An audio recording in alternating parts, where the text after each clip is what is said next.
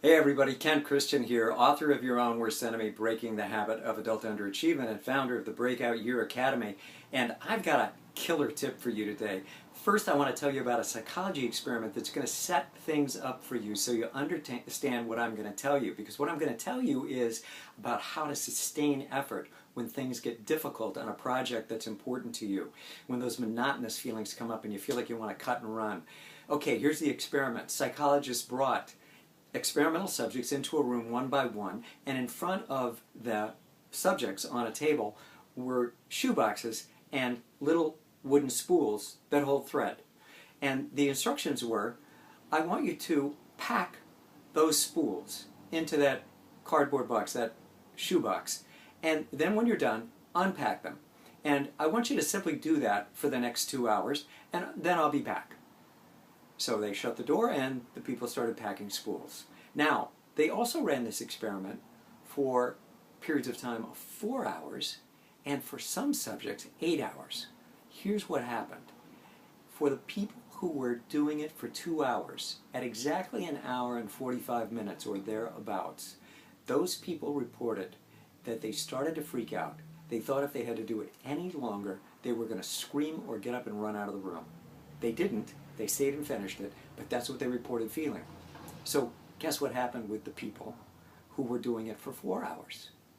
Well, the people at 4 hours had that same experience, but at 3 hours and 45 minutes. And the people for 8 hours had that same experience, but at 7 hours and 45 minutes. Wow. What's the lesson here? The lesson is when we decide to, we can block out emotional feelings that would take us off course.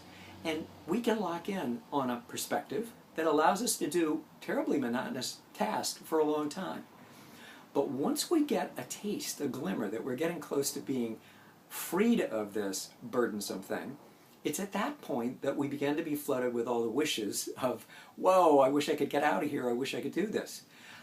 For some of you who've been following these videos, I told you at about, I think it was day 70 something, or 74, that for one of the first times I noted that I was thinking about, hey, I'm nearly done with this. And then I started to notice all of the effects that doing this YouTube challenge was having on my free time, my spare time, and even my work time.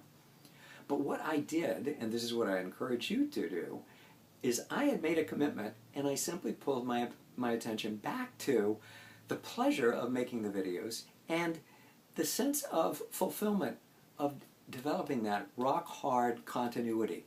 So this now is my 81st day of 90 days doing my YouTube 90-day challenge. I look forward to having you join me again tomorrow for another tip. Keep this one in mind, and in the meantime, enjoy whatever you're doing. And if you make a commitment to do something continuously, you're going to expand and grow. Okay, talk to you next time.